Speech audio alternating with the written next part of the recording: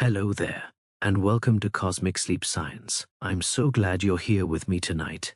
Whether you're settling into bed after a long day or simply seeking a moment of peaceful learning, you found the right place.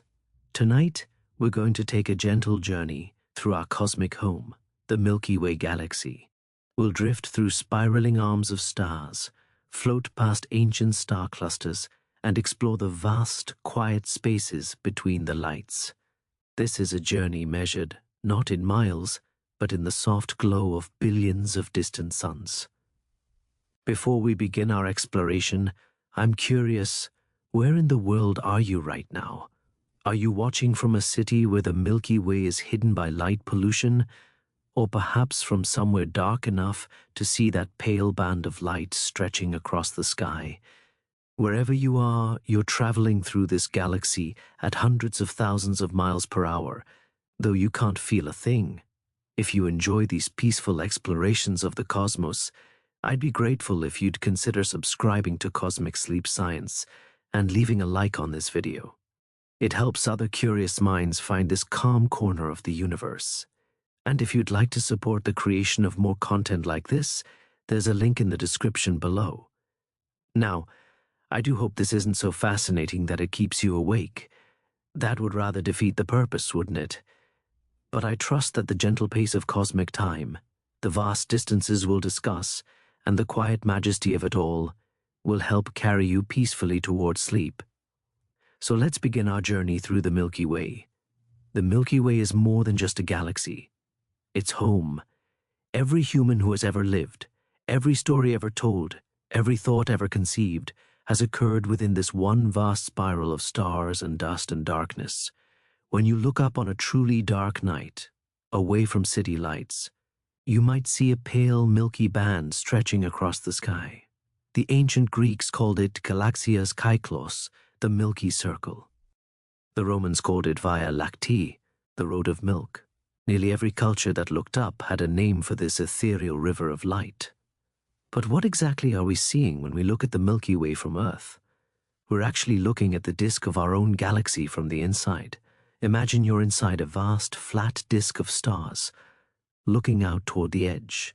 The stars you see as the Milky Way are the billions upon billions of distant suns that make up the disk of our galaxy, all blended together into that soft glow. For most of human history, we didn't know this.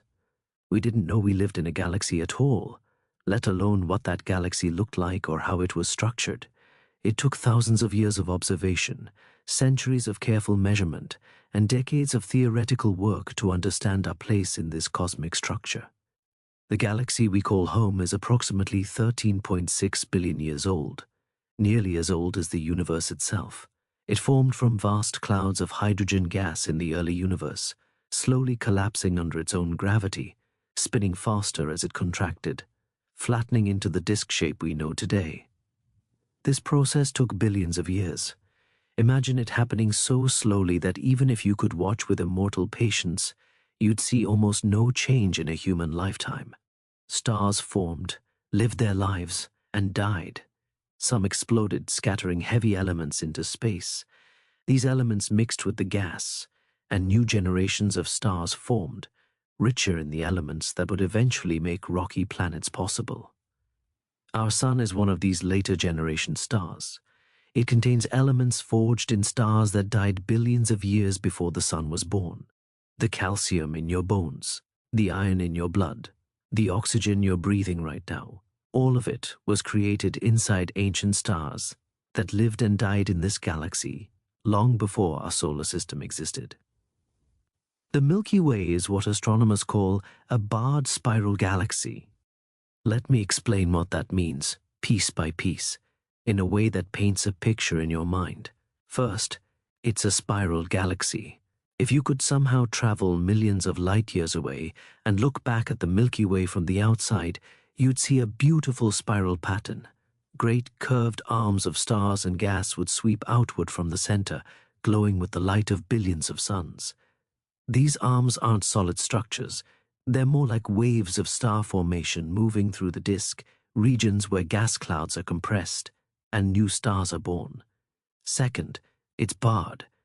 This means that at the center of the galaxy, instead of the spiral arms connecting directly to a round central bulge, there's an elongated bar-shaped structure made of stars. This bar is about 27,000 light-years long, and it rotates as a solid structure, helping to funnel gas toward the center of the galaxy and out toward the spiral arms. The Milky Way has several major components, each with its own character and story.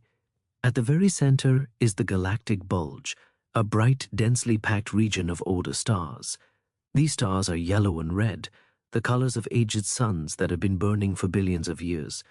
The bulge is about 10,000 light-years across and several thousand light-years thick. If you could visit a planet in the bulge, the night sky would be spectacular. Stars would be packed so closely together that thousands would be visible, many bright enough to cast shadows at night. Surrounding the bulge is the bar I mentioned, that elongated structure of stars that rotates slowly, completing one rotation every few 100 million years. We live on the opposite side of the galaxy from the bar, so from our perspective, we're looking through the disk toward it. Then there are the spiral arms, the defining feature of our galaxy's appearance. The Milky Way has several major arms: the Perseus arm, the Sagittarius arm, the Scutum Centaurus arm, and the Norma arm. Each is named after the constellation, where it appears most prominent from our viewpoint. These arms aren't permanent structures like the arms of a pinwheel. Instead, they're density waves, regions where the orbital speeds of stars and gas clouds naturally cause them to bunch up temporarily. Stars move into the arms, pass through them, and move out the other side over millions of years. But while they're in the arms, conditions are right for clouds of gas to collapse and form new stars, which is why the spiral arms appear bright and blue. They're filled with hot, young stars. Our solar system sits in what's called the Orion Spur, sometimes called the Orion Arm. It's not one of the major spiral arms, but rather a smaller branch structure between the Perseus and Sagittarius arms. We're located about 26,000 light-years from the galactic center, roughly halfway out toward the edge of the disk. This is actually a rather fortunate location. Closer to the center, radiation levels are higher, supernova explosions are more frequent, and gravitational interactions between stars are more common, all of which would make it difficult for life to develop peacefully over billions of years. Too far out toward the edge, and there wouldn't have been enough heavy elements to form rocky planets like Earth.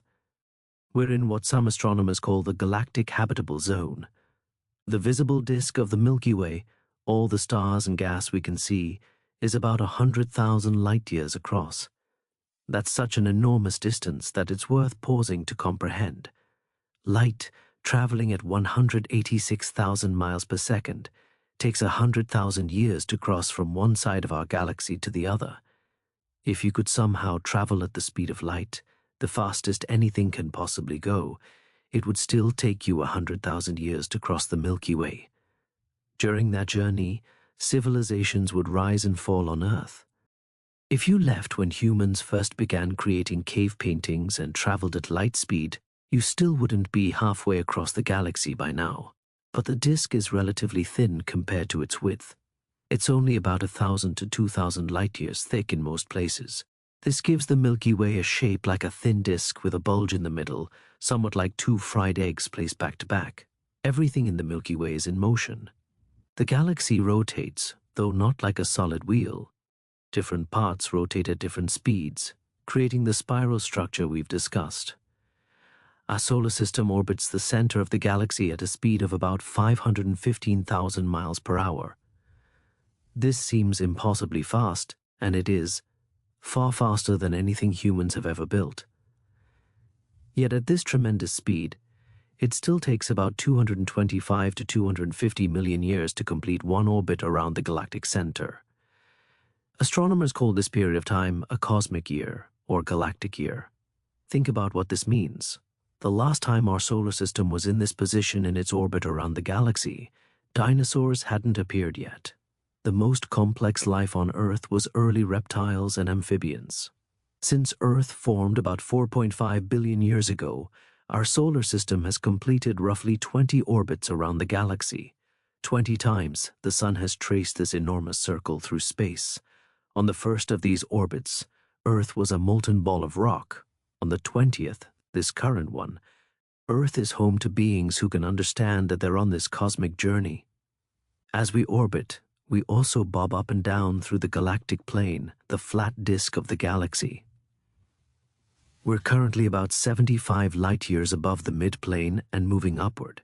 In about 15 million years, we'll reach the peak of our bob, about 230 light-years above the plane, then start descending back down. We'll pass through the plane itself, continue downward, then start the slow rise again. This bobbing motion means that every 30 million years or so, we pass through the denser regions of the galactic disk.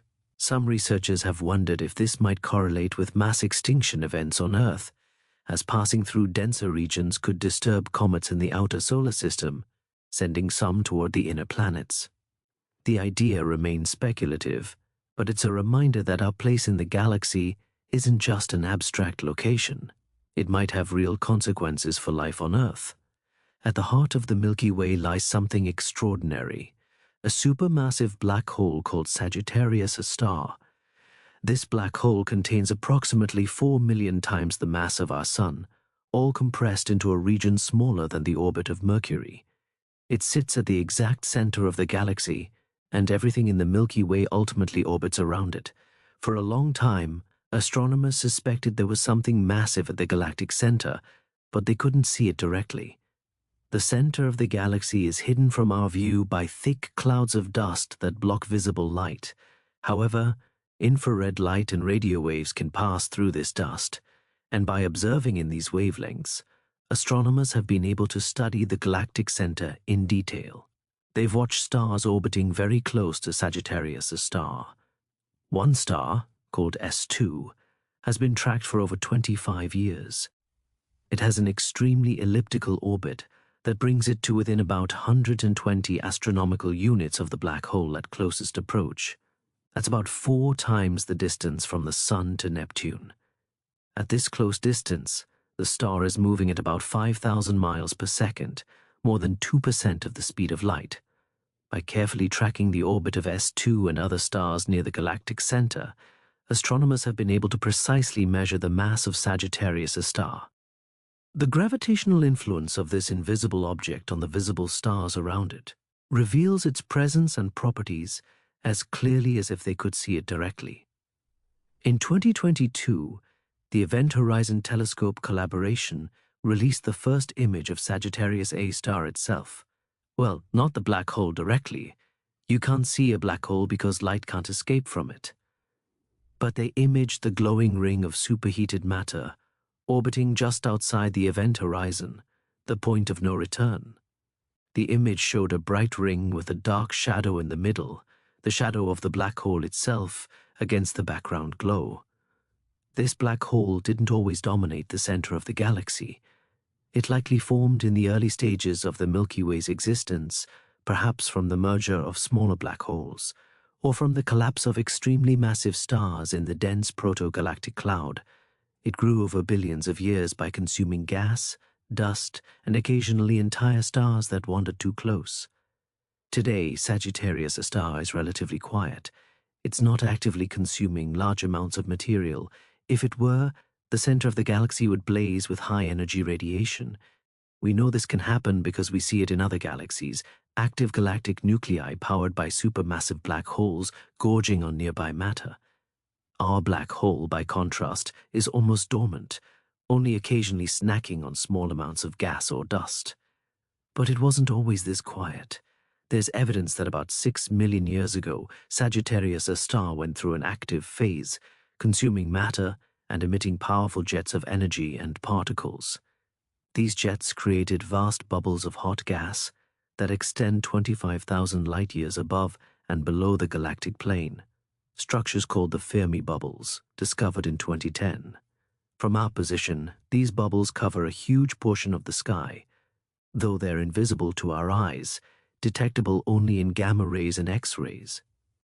The region around Sagittarius A star is one of the most extreme environments in the galaxy.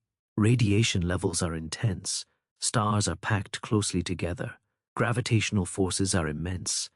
And yet, despite all this, stars orbit stably, following the precise mathematical laws of gravity that govern everything from falling apples to galactic superclusters. The Milky Way contains somewhere between 100 and 400 billion stars. That uncertainty, a range of 300 billion stars, reflects how difficult it is to count stars in a galaxy from the inside. Many are hidden behind dust, many are too dim to see, many are in binary or multiple star systems and appear as a single point of light. But let's use a middle estimate, 200 billion stars. That's more than 25 stars for every person currently alive on Earth. If you could somehow visit one star every second, it would take you over 6,000 years to visit them all. These stars come in a spectacular variety. The most massive stars, called O-type stars, contain up to 100 times the mass of our Sun and burn with a brilliant blue-white light, shining with the brightness of 1,000,000 suns. They burn through their fuel so quickly that they only live a few million years before exploding as supernovae. At the other extreme are tiny red dwarfs, stars with only 7 or 8% of the Sun's mass. These stars glow with a dim red light, barely visible even from nearby. But they're incredibly long-lived. A red dwarf star forming today will still be burning steadily when the universe is trillions of years old, long after every larger star has died. Red dwarfs are by far the most common type of star in the galaxy. Perhaps 75% of all stars in the Milky Way are red dwarfs, but they're so dim that if you look at a typical section of the night sky, you won't see a single one with your naked eye. All the stars visible to your eyes are the rare, bright ones, the sun-like stars, the giants, the supergiants. Our Sun is actually a rather unusual star by galactic standards. It's more massive than about 85% of stars in the galaxy. It's bright enough to be visible across interstellar distances, and it's unusually stable and long-lived compared to the brief, violent lives of massive stars, yet bright and energetic compared to the dim red dwarfs that make up most of the stellar population. Between the stars lies the interstellar medium, vast clouds of gas and dust that fill the space between star systems. These clouds are incredibly thin by Earth standards. The densest clouds contain perhaps 1,000 particles per cubic centimeter. For comparison, the air you're breathing contains about 25 billion particles per cubic centimeter. Even the best vacuum we can create on Earth is far denser than most of interstellar space. And yet, these wispy clouds span light years. They contain as much mass as millions of suns. They're the raw material from which new stars will form, and they're enriched with elements created by stars that lived and died before them. Some of these clouds are cold, just a few degrees above absolute zero. Others are hot, heated by nearby stars or supernova explosions, glowing in ultraviolet light and X-rays. Some are so dense that they block all light passing through them, appearing as dark patches against the star-filled sky. Others are illuminated by nearby stars, glowing with beautiful colors, the famous nebulae that grace astronomy textbooks and posters. Among the most beautiful structures in our galaxy are the star clusters, places where stars are born together and remain gravitationally bound for millions or even billions of years. There are two main types of star clusters in the Milky Way, and each tells us something different about the history and structure of our galaxy. Open clusters, also called galactic clusters, are loose associations of young stars that form together from the same giant molecular cloud. These clusters typically contain a few hundred to a few thousand stars, all roughly the same age, all with similar chemical compositions. They're found primarily in the spiral arms of the galaxy, where star formation is most active. One of the most famous open clusters is the Pleiades, also known as the Seven Sisters. You can see this cluster with your naked eye, a small fuzzy patch in the constellation Taurus. Through binoculars or a small telescope, it resolves into dozens of brilliant blue-white stars, all born together about 100 million years ago. The brightest stars in the Pleiades are massive and hot, burning through their fuel quickly. In another few 100 million years, these giants will have died, and the cluster will look very different. Open clusters don't last forever. Over hundreds of millions of years, gravitational interactions with other stars and gas clouds slowly pull cluster members away. The cluster gradually dissolves, its stars spreading out into the general stellar population of the galaxy. Most open clusters completely disperse within a billion years, their stars becoming indistinguishable from the field stars around them. But there's evidence that our Sun was once part of an open cluster. The stars it formed with have long since drifted away, now scattered across thousands of light-years of space. Somewhere out there in the galaxy, there might be hundreds of stars that are the Sun's siblings, born from the same cloud at the same time. We just don't know which ones they are. The other type of star cluster is very different. Globular clusters are ancient, massive, spherical collections of stars. A typical globular cluster contains hundreds of thousands of stars, sometimes more than 1 million, all packed into a sphere only a few dozen light-years across. The density of stars in the core of a globular cluster is astonishing. Stars might be separated by only a light week or light month, compared to the 4 light-years between the Sun and its nearest neighbor.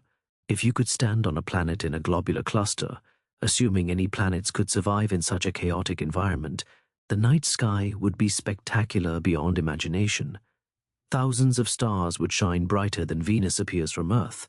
The combined light of all these nearby suns would be enough to read by, even at midnight. There would be no true darkness, ever. Globular clusters are old, very old. Most are 10 to 13 billion years old, nearly as old as the universe itself. They formed in the early stages of the Milky Way's history, when the galaxy was still taking shape. Their stars are metal poor, containing very few elements heavier than hydrogen and helium, because they formed before many generations of stars had lived and died to enrich the interstellar medium with heavier elements. The Milky Way has about 150 to 200 globular clusters, distributed in a vast spherical halo around the galaxy. They don't follow the flat disk of the galaxy. Instead, they orbit in all directions, plunging through the galactic plane, swooping out to hundreds of thousands of light-years from the center, then falling back in again on their long elliptical orbits. One of the most spectacular globular clusters visible from Earth is Omega Centauri. It's so bright and large that ancient astronomers catalogued it as a single star. But through a telescope, it resolves into a dense ball of about 10 million stars. Omega Centauri is unusual in several ways.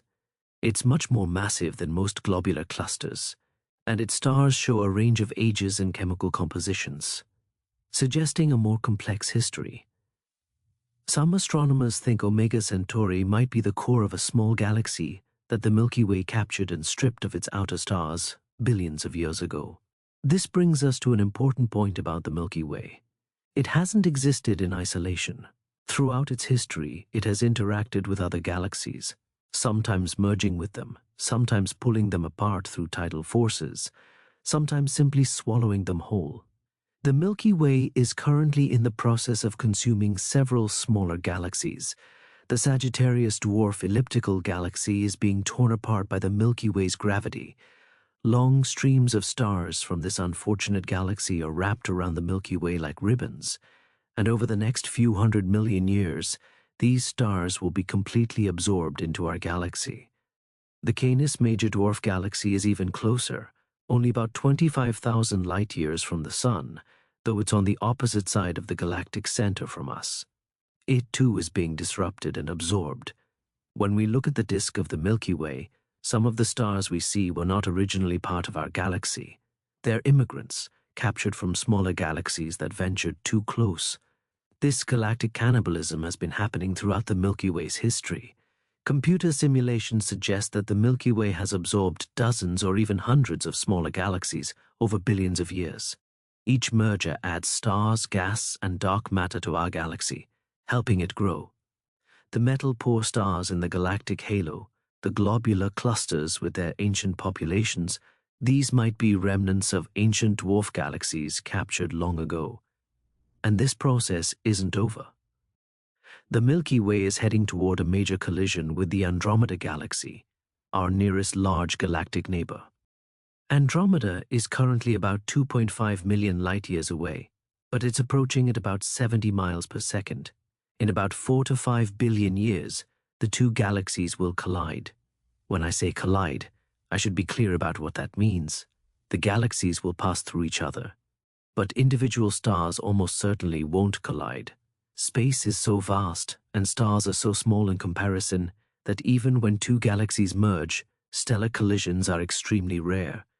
It's like throwing two swarms of gnats at each other. The swarms intermingle, but individual gnats rarely bump into each other. However, the gravitational interactions will be spectacular. Stars will be flung into new orbits. The spiral structures of both galaxies will be disrupted. Clouds of gas will collide, compressing and triggering massive bursts of star formation. The galaxies will pass through each other, separate, then fall back together again, eventually merging into a single large elliptical galaxy that astronomers have playfully nicknamed Milky Way. By the time this happens, the Sun will be nearing the end of its life. Earth will have been rendered uninhabitable by the Sun's increasing heat, assuming it still exists at all. But any civilizations or observers who exist at that time will witness an incredible sight in the sky, another galaxy, visible not as a distant smudge, but as a vast structure covering much of the sky, its billions of stars individually visible, growing larger year by year, approaching inevitably. Let's return to the present-day Milky Way and explore the spiral arms in more detail. These graceful curves of light are not just beautiful features. They're critical to understanding how our galaxy works, how stars form, and how the raw materials for planets and life are distributed through space.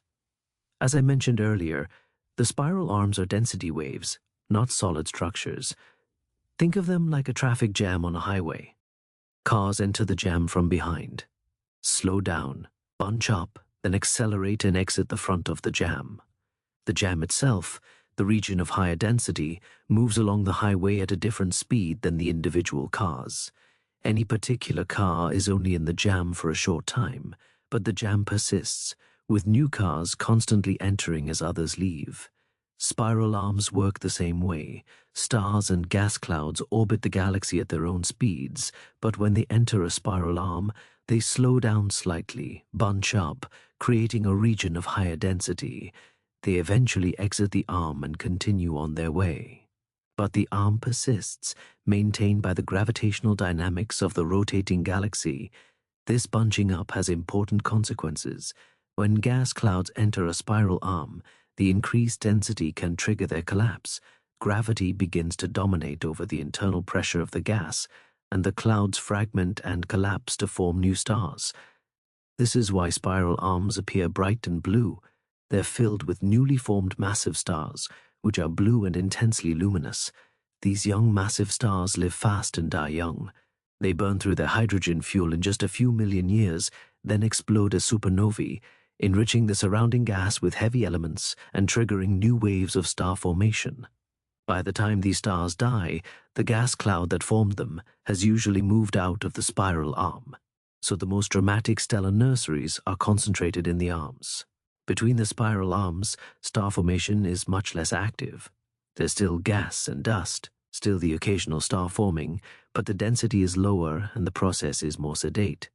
This is where we find more of the older, redder stars, the ones that formed millions or billions of years ago and have survived to the present day. The Milky Way spiral structure isn't perfectly regular.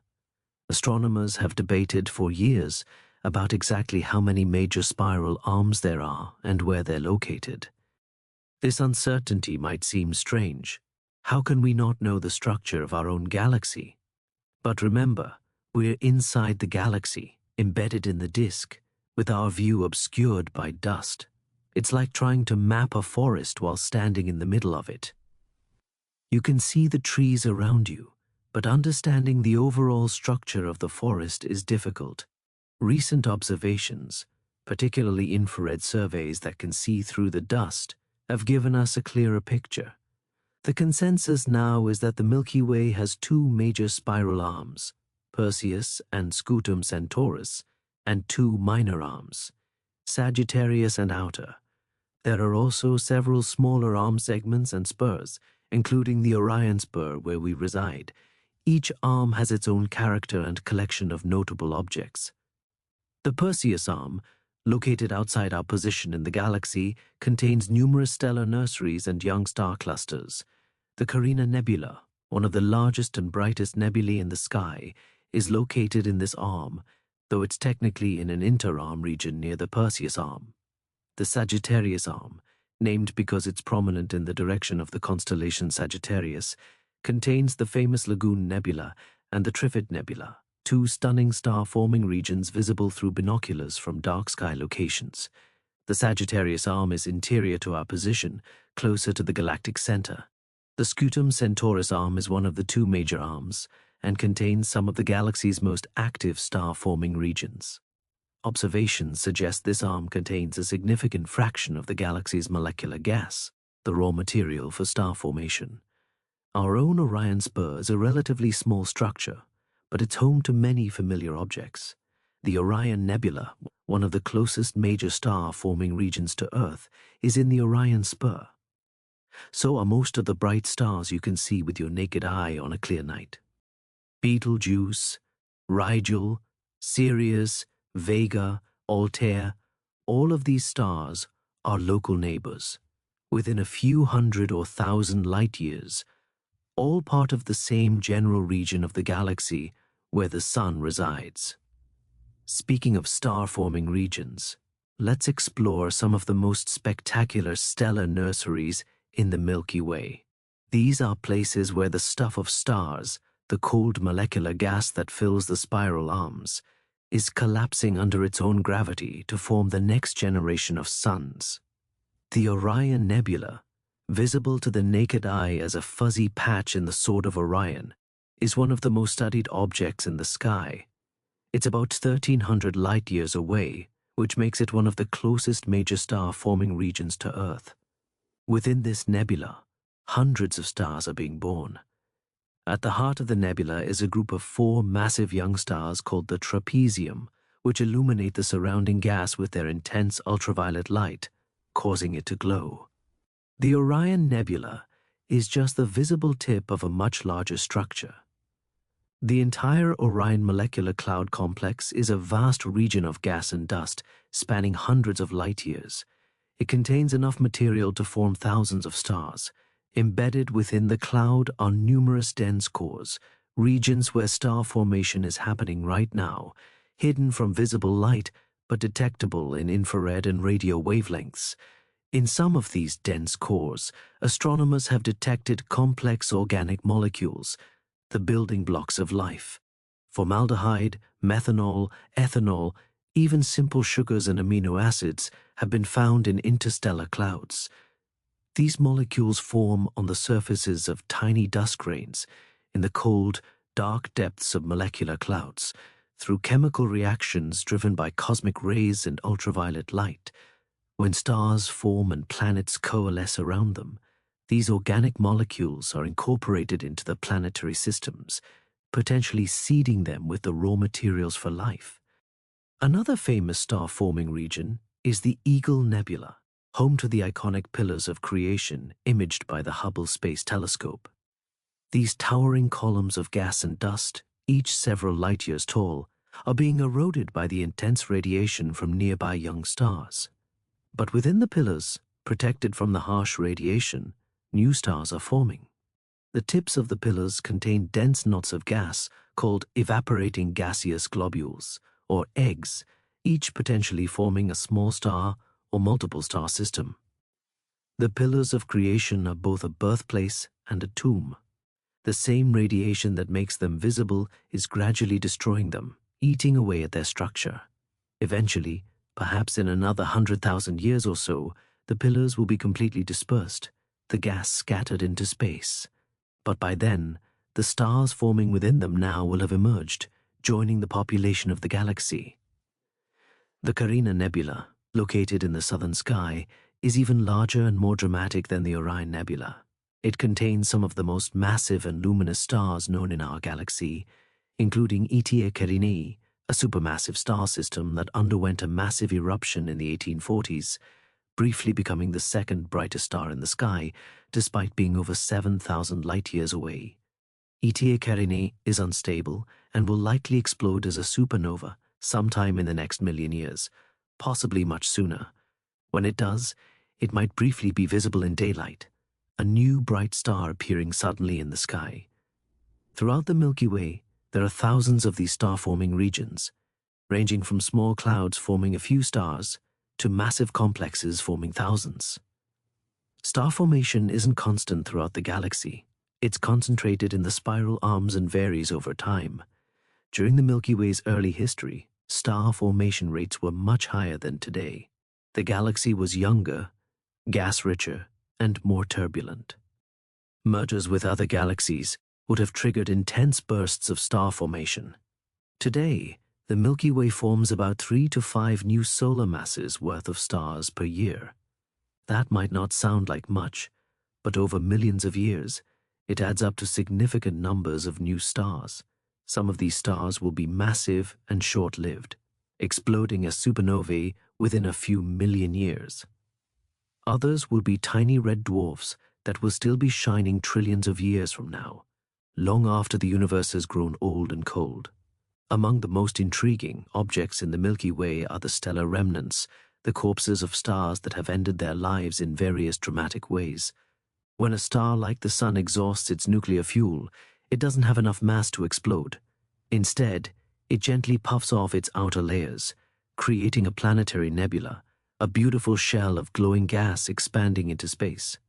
At the center of this nebula is the star's core, now collapsed into an object called a white dwarf. A white dwarf is an extraordinary object. It contains about as much mass as the Sun, compressed into a sphere about the size of Earth. A teaspoon of white dwarf material would weigh several tons if you could somehow bring it to Earth. This density is possible because the star has collapsed until the electrons in its atoms are packed as closely together as quantum mechanics allows, creating what's called electron degeneracy pressure. A white dwarf doesn't generate energy through nuclear fusion. It has no fuel left to burn. Instead, it simply radiates away its residual heat over billions of years, slowly cooling and fading. A newly formed white dwarf is intensely hot, glowing with a brilliant white light, hence the name. Over time it cools through yellow, orange, and red, eventually becoming a black dwarf, a cold dark cinder invisible against the black of space. However, the universe isn't old enough yet for any black dwarfs to exist. Even the oldest white dwarfs are still glowing faintly. The Milky Way contains an estimated 10 billion white dwarfs. Most are invisible to us, too faint to detect unless they're very close. But some are in binary systems with companion stars, and these can produce spectacular effects. If a white dwarf is close enough to a companion star, it can pull gas off the companion. This gas spirals down onto the white dwarf, forming an accretion disk. As the gas falls onto the incredibly dense surface of the white dwarf, it releases enormous amounts of energy, creating X-rays and occasionally causing thermonuclear explosions on the white dwarf surface, visible from Earth as novae, sudden flares of light that can briefly make a previously invisible star visible to the naked eye. In rare cases, if a white dwarf accumulates enough mass from its companion, it can exceed the Chandrasekhar limit, about 1.4 times the mass of the Sun. At this point, electron degeneracy pressure can no longer support the star, and it collapses. But instead of forming a neutron star or black hole, the compression triggers a runaway thermonuclear explosion that completely destroys the star, blowing it to pieces in what's called a Type Ia supernova. Type Ia supernovae are important to astronomy because they're incredibly consistent. Since they always occur when a white dwarf reaches the same mass limit, they always explode with roughly the same brightness. This makes them useful as standard candles, objects whose absolute brightness is known, allowing astronomers to calculate their distance by measuring how bright they appear from Earth. Type Ia supernovae have been crucial in measuring the distances to far galaxies and discovering that the universe's expansion is accelerating, driven by something we call dark energy. More massive stars end their lives very differently. When a star more than about 8 times the mass of the Sun exhausts its fuel, its core collapses in a fraction of a second. The collapse is so violent that it rebounds, sending a shockwave outward that blows the star apart in a core collapse supernova, one of the most powerful explosions in the universe. For a few weeks, a supernova can outshine an entire galaxy, releasing as much energy in that brief time as the sun will emit over its entire 10 billion year lifetime. What's left behind after the explosion depends on the mass of the star. If the original star was between about 8 and 20 times the mass of the sun, the core collapses into a neutron star, an object even denser than a white dwarf. A neutron star contains about 1.5 times the mass of the sun compressed into a sphere only about 12 miles across. The density is so extreme that protons and electrons are crushed together to form neutrons, creating matter similar to the interior of an atomic nucleus, but in a macroscopic object. A teaspoon of neutron star material would weigh about 1 billion tons. The gravity at the surface is about 200 billion times stronger than Earth's. If you could somehow stand on a neutron star, you'd be instantly crushed to a thickness of a single atom. Time itself would run slower due to the intense gravitational field. A neutron star is as close to a black hole as matter can get without actually becoming one. Neutron stars spin incredibly fast, sometimes hundreds of times per second, a remnant of the original star's rotation. As the core collapsed, its rotation speed increased due to conservation of angular momentum, the same principle that makes a figure skater spin faster when they pull their arms in. Many neutron stars emit beams of radio waves from their magnetic poles. As the star spins, these beams sweep across space like a lighthouse. If one of these beams points toward Earth, we detect regular pulses of radio waves. We call these objects pulsars. The first pulsar was discovered in 1967 by Jocelyn Bell Burnell, a graduate student at the time. She detected regular radio pulses coming from space with a period of exactly 1.3 seconds. The regularity was so precise that the discovery team briefly wondered if they'd detected an artificial signal, a beacon from an alien civilization. They jokingly called the source LGM-1 for Little Green Men. But soon more pulsars were discovered, and it became clear that these were natural objects, neutron stars whose rotation had been precisely measured across light years of space. Pulsars are incredibly precise clocks. The most stable pulsars, called millisecond pulsars, rival the best atomic clocks on Earth in their accuracy. Some astronomers have proposed using an array of pulsars as a galactic positioning system, a way to navigate precisely anywhere in the Milky Way by measuring the slight differences in arrival times of pulses from multiple pulsars. If humans ever travel to other star systems, pulsars might serve as cosmic lighthouses, reference points for navigation through the vast darkness between stars. If a dying star is massive enough, more than about 20 solar masses, even neutron degeneracy pressure isn't enough to stop the core collapse.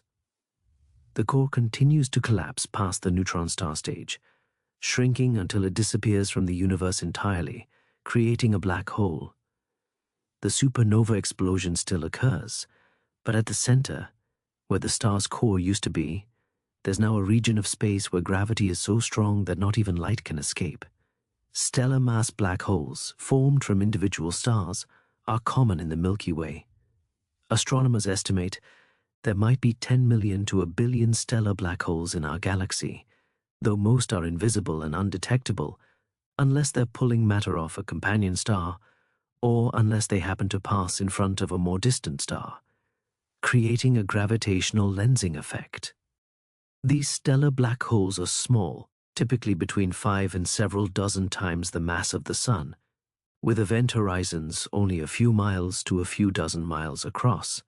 They're completely different from the supermassive black hole at the galactic center, which formed through different processes and has grown over billions of years. The Milky Way contains mysteries that go far beyond what we can see with our eyes, or even our most powerful telescopes. One of the most profound mysteries involves something we cannot see at all, but whose presence is undeniable. This is dark matter, the invisible substance that makes up most of the mass in our galaxy and in the universe as a whole. When astronomers measure the rotation speed of the Milky Way, they find something unexpected. Stars far from the galactic center are moving much faster than they should be based on the visible matter in the galaxy. According to our understanding of gravity, stars farther from the center should orbit more slowly, just as planets farther from the sun orbit more slowly. But in the Milky Way, and in virtually every galaxy we've observed, the rotation speed stays roughly constant even far from the center. This can only be explained if there's additional mass in the galaxy, mass that we cannot see. This invisible mass creates additional gravity, speeding up the orbital motion of the outer stars. We call this mysterious substance dark matter, not because it's literally dark, but because it doesn't emit, absorb, or reflect light. It's completely invisible to all forms of electromagnetic radiation. Dark matter isn't just sprinkled through the galaxy. It forms a vast spherical halo extending far beyond the visible disk, perhaps as far as 600,000 light-years from the galactic center. This dark matter halo contains perhaps 10 times as much mass as all the stars, gas, and dust in the visible galaxy combined. In a very real sense, the Milky Way we see, with all its billions of stars, is just a bright decoration floating in an enormous invisible cloud of dark matter. We don't know what dark matter is made of. It's not made of atoms like ordinary matter. It must be some exotic particle that interacts with ordinary matter only through gravity. Physicists have proposed many candidates, particles with names like WIMPs, weakly interacting massive particles, and axions. Deep underground laboratories around the world are searching for direct evidence of dark matter particles, trying to catch the incredibly rare instances when a dark matter particle might interact with an atomic nucleus. So far, these searches have not definitively detected dark matter, but they've ruled out many possibilities and narrowed down where to look. Despite being invisible, dark matter has been absolutely crucial to the formation and evolution of galaxies. In the early universe, dark matter began clumping together under its own gravity before ordinary matter did. These clumps of dark matter created gravitational wells, regions where gravity was strong enough to pull in the ordinary matter, the hydrogen and helium gas that would eventually form stars. Without dark matter, galaxies might never have formed at all. The universe might be a thin, nearly uniform soup of gas with no stars, no planets, no life. The dark matter halo of the Milky Way isn't smooth. It contains structure, streams and clumps of dark matter moving through the galaxy. Some of these streams might be the remnants of small dark matter halos from dwarf galaxies that the Milky Way has consumed. The dark matter from these galaxies remains, moving on its original orbit, even though the visible stars have been scattered and absorbed. Embedded within the dark matter halo are the satellite galaxies of the Milky Way, small galaxies that orbit our own. The two most famous are the Large and Small Magellanic Clouds, visible from the southern hemisphere as fuzzy patches of light resembling detached pieces of the Milky Way. The Large Magellanic Cloud is about 160,000 light-years away and contains roughly 30 billion stars, making it quite substantial as dwarf galaxies go, though still only a fraction of the Milky Way's size. It's actively forming stars, with numerous bright nebulae and young star clusters visible even in small telescopes. The Tarantula Nebula, located in the Large Magellanic Cloud, is one of the most active star-forming regions known in the local group of galaxies. If it were as close as the Orion Nebula, it would cast shadows on Earth at night. The Small Magellanic Cloud is farther away, about 200,000 light-years, and contains about 3 billion stars. Both Magellanic Clouds are being gradually disrupted by the Milky Way's gravity. Long streams of hydrogen gas trail behind them, evidence of the gravitational tugging they experience as they orbit our galaxy. Eventually, in perhaps a few billion years, they'll likely be absorbed entirely into the Milky Way. But the Magellanic Clouds are just the two largest and most visible of the Milky Way's satellite galaxies.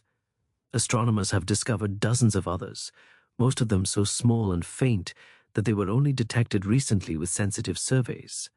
These ultra-faint dwarf galaxies contain only a few thousand to a few 100,000 stars, making them barely brighter than a single bright star in our galaxy. Yet each is a gravitationally bound system, a true galaxy in its own right, just incredibly small. These tiny satellite galaxies are interesting for several reasons. They're among the most dark matter-dominated objects known. Some contain so little visible matter compared to their total mass that they're essentially clouds of dark matter with a few stars sprinkled in. They're also very old, with stellar populations dating back to the early universe.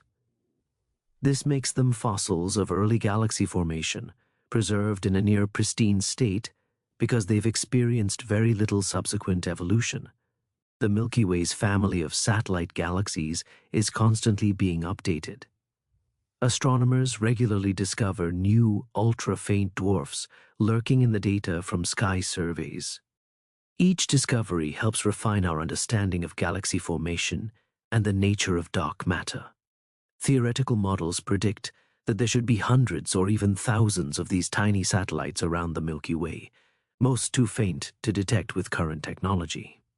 Beyond the dark matter halo and the satellite galaxies lies the stellar halo, a spherical distribution of old stars and globular clusters that extends far beyond the disk. The stellar halo is faint, containing only about 1% of the galaxy's stellar mass, but it's important because it tells us about the Milky Way's history. Stars in the stellar halo are very old, often more than 10 billion years, and they're metal poor, containing very few elements heavier than hydrogen and helium. This indicates they formed in the early universe, when few heavy elements existed. Many halo stars are on orbits that take them far from the galactic plane, plunging through the disk, swooping out to hundreds of thousands of light years, then falling back in. These orbits are very different from the neat, circular orbits of disk stars like the Sun. The stellar halo didn't form the way the disk did. Instead, it's thought to be built up from the remnants of small galaxies that the Milky Way has captured and torn apart over billions of years. When a small galaxy falls into the Milky Way, tidal forces rip it apart, scattering its stars. These stars retain their original orbital properties, which is why they're on such chaotic orbits compared to disk stars. By studying the orbits and chemical compositions of halo stars, astronomers can reconstruct the merger history of the Milky Way, identifying groups of stars that likely came from the same original dwarf galaxy.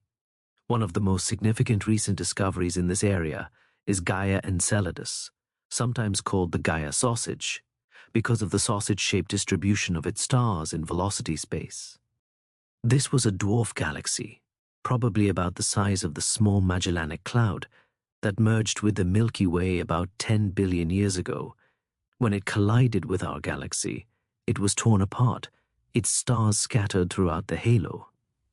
But using data from the Gaia spacecraft, which has precisely measured the positions and motions of over 1 billion stars, astronomers identified this stream of stars all moving together, the fossil remnant of this ancient merger. This discovery is profound because it means the Milky Way we see today is partly built from other galaxies. Some of the stars we see in our night sky, stars that appear to be simply part of the Milky Way, are actually invaders, immigrants from galaxies that no longer exist as independent entities. The Milky Way has been an empire builder, growing through conquest and assimilation. Let's turn our attention to some of the individual stars and stellar systems that make the Milky Way such a fascinating place. Among the most interesting are the hypervelocity stars, stars moving so fast that they're escaping from the galaxy entirely. Most stars in the Milky Way orbit the galactic center at speeds of a few hundred kilometers per second. But hypervelocity stars are moving at 1,000 kilometers per second or more, fast enough to escape the Milky Way's gravitational pull entirely. These stars are on one-way journeys out of the galaxy, destined to spend eternity wandering the void between galaxies. How do stars get accelerated to such extreme speeds? The most common mechanism involves close encounters with the supermassive black hole at the galactic center. If a binary star system passes very close to Sagittarius, a star, the black hole's intense gravity can tear the binary apart. One star is captured into orbit around the black hole, while the other is flung outward at tremendous speed, like a stone from a slingshot. This process has ejected numerous stars from the galactic center, sending them flying through the galaxy and out into intergalactic space. Another fascinating class of objects are the stellar streams, long narrow trails of stars stretching across the galaxy. These streams are the debris trails of globular clusters or dwarf galaxies that have been torn apart by the Milky Way's tidal forces. As these objects orbit the galaxy, the differences in gravitational pull across their structure gradually pull them apart, stretching them into long streams of stars that follow the original orbit. The most prominent stellar stream is associated with the Sagittarius dwarf elliptical galaxy I mentioned earlier. This small galaxy is currently being torn apart, and its stars have been stretched into a stream that loops around the Milky Way several times. Parts of this stream pass right through the solar neighborhood. Some of the stars you can see in the sky, stars that appear to be unremarkable members of the Milky Way, are actually part of this stream, orphans from a galaxy that's in the process of dying.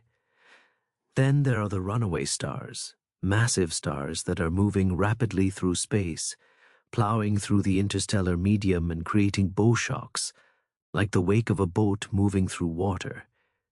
These stars were typically ejected from their birthplaces by gravitational interactions in dense star clusters, or they're the survivors of supernova explosions where a companion star was destroyed. One spectacular example is Zeta Ophiuchi, a massive blue star moving through space at about 87,000 miles per hour relative to the surrounding gas. As it plows through the interstellar medium, it creates a beautiful bow shock visible in infrared wavelengths, a glowing arc of compressed, heated gas ahead of the star's motion. The star itself is thought to be a runaway from a binary system where the companion exploded as a supernova, flinging Zeta Ophiuchi into space. The Milky Way also contains numerous binary and multiple star systems, stars that orbit around each other bound by gravity. In fact, binary stars are more common than single stars like the Sun. Estimates suggest that more than half of all stars are in binary or multiple systems. These systems range from wide binaries, where stars orbit each other at distances of thousands of astronomical units, taking millions of years to complete an orbit, to contact binaries, where stars are so close they're actually touching, their outer atmospheres merge together. In between are the close binaries, stars orbiting each other every few days, hours, or in extreme cases, minutes. Binary stars can produce some exotic phenomena.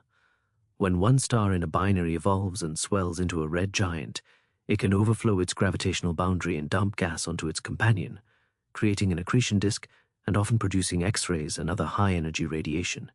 If both stars are massive and evolve into neutron stars or black holes, the resulting binary system can produce gravitational waves, ripples in spacetime itself, as the two objects spiral inward toward each other.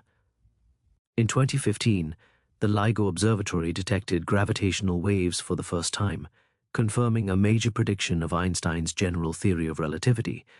The signal came from two black holes, each about 30 times the mass of the Sun, that spiraled into each other and merged about 1.3 billion years ago in a distant galaxy.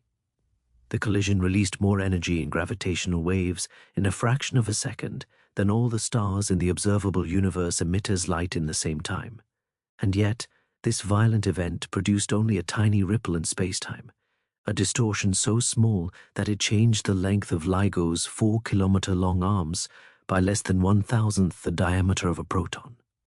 Since then, LIGO and other gravitational wave observatories have detected dozens of these events, mostly mergers of black holes or neutron stars. Some of these events likely occurred in the Milky Way or its satellite galaxies, though most of the detections so far have been from more distant galaxies. As the sensitivity of gravitational wave detectors improves, we'll be able to detect quieter sources, potentially including binary systems that are still orbiting each other, not yet merged, allowing us to map the population of compact object binaries in our galaxy. Speaking of exotic objects, the Milky Way contains numerous neutron star binaries, systems where two neutron stars orbit each other. These systems are gradually losing energy to gravitational wave radiation, causing the orbit to slowly shrink. Eventually, after millions or billions of years, the neutron stars will spiral into each other and merge. When two neutron stars merge, they create a kilonova, a spectacular explosion that produces intense light across the electromagnetic spectrum and ejects material rich in heavy elements. In 2017, astronomers detected both the gravitational waves and the electromagnetic radiation from a neutron star merger in a galaxy 130 million light-years away. Observations of this event confirm that neutron star mergers are one of the primary sources of heavy elements in the universe, including gold, platinum, and other rare elements. The gold in any jewelry you own, the platinum in catalytic converters, the rare earth elements in electronic devices. Much of these elements were likely created in neutron star mergers billions of years ago, perhaps even in our own galaxy, then incorporated into the gas cloud that eventually formed the solar system. Let's drift now through some of the beautiful nebulae scattered throughout the Milky Way. We've already discussed star-forming regions like the Orion Nebula, but there are other types of nebulae with their own stories. Planetary nebulae, despite their name, have nothing to do with planets. They're shells of gas ejected by dying sun-like stars. When a star similar to the Sun exhausts its nuclear fuel, it puffs off its outer layers in a series of pulses, creating expanding shells of gas. The hot core of the star, now a white dwarf, illuminates these shells with intense ultraviolet light, causing them to glow with beautiful colors. Planetary nebulae come in a remarkable variety of shapes. Some are simple spheres or ellipses. Others have complex structures with multiple shells, jets, and lobes. The Ring Nebula in the constellation Lyra is perhaps the most famous, appearing through a telescope as a perfect smoke ring of glowing gas.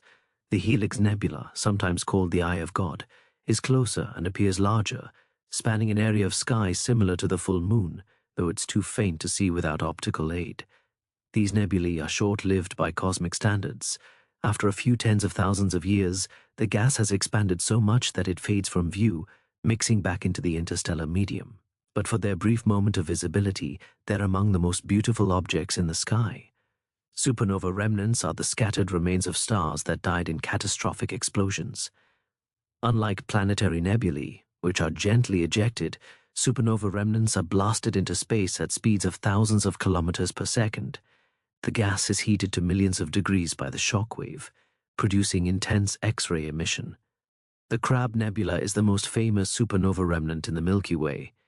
It's the debris from a supernova that was observed by Chinese, Arab, and Native American astronomers in the year 1054.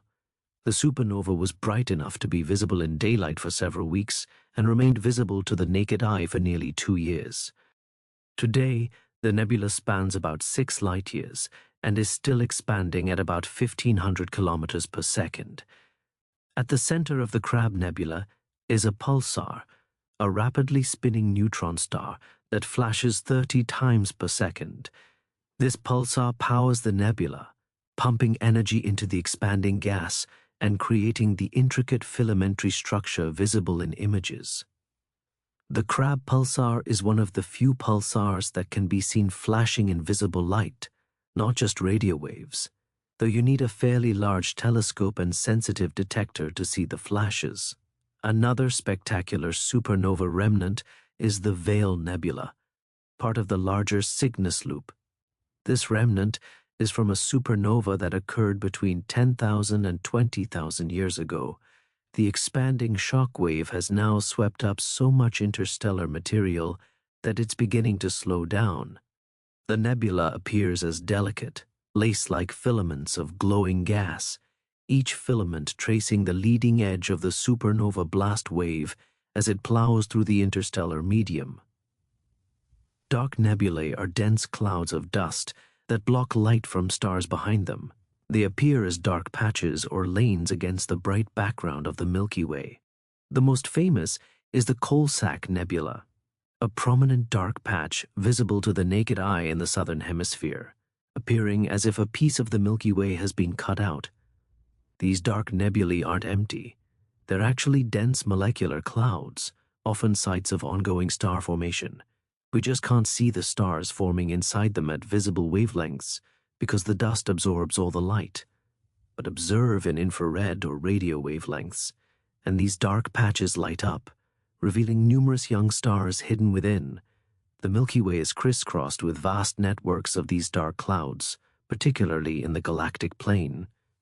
From our vantage point inside the disk, these clouds block our view of much of the galaxy. The most severe obscuration occurs in the direction of the galactic center, where thousands of light years of accumulated dust dims visible light by many orders of magnitude. This is why we can't see the galactic center with our eyes, and why much of what we know about it comes from infrared, radio, and X-ray observations that can penetrate the dust.